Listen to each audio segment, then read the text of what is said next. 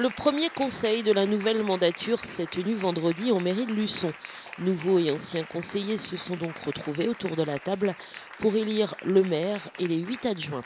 Sans surprise, c'est Pierre-Guy Perrier qui a été élu avec 23 voix pour et 5 blancs, les votants n'étant que 28 ce soir-là. Et ce n'est pas sans un brin d'émotion qu'il a revêtu pour la 3e fois l'écharpe du maire.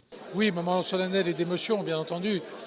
C'est l'aboutissement d'un travail de longue haleine, mais c'est surtout un engagement. Un engagement donc, pour les 6 années à venir et un engagement pour tous les Luçonnais. C'est ça qui est important. Si vous voulez, maintenant la campagne est terminée, elle est derrière nous. Donc nous avons tous une même passion autour de cette table, c'est celui de la ville.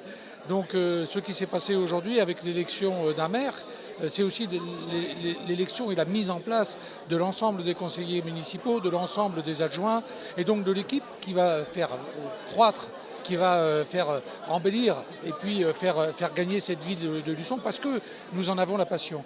Et selon lui, son rôle doit être celui du rassembleur au-delà des clivages pour l'intérêt de la ville.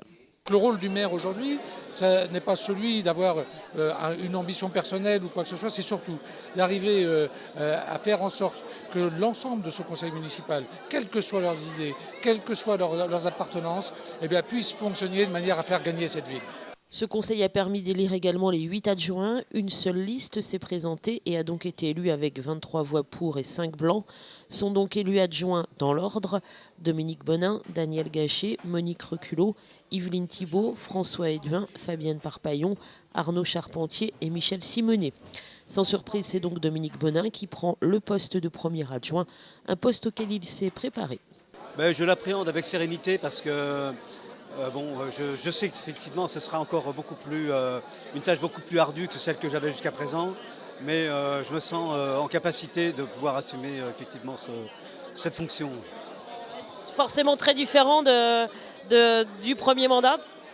Oui, pas tellement différente. Dans mes compétences qui sont transmises, ce sont pratiquement les mêmes. Donc affaires générales, sécurité. Par contre, bien évidemment, seconder le maire, ça va être un poids supplémentaire. Enfin, ça va être une compétence supplémentaire. Et surtout, c'est vrai qu'avec Pierre-Guy, on s'est donné comme challenge que lui adopterait le côté financier et moi peut-être plus le côté économique.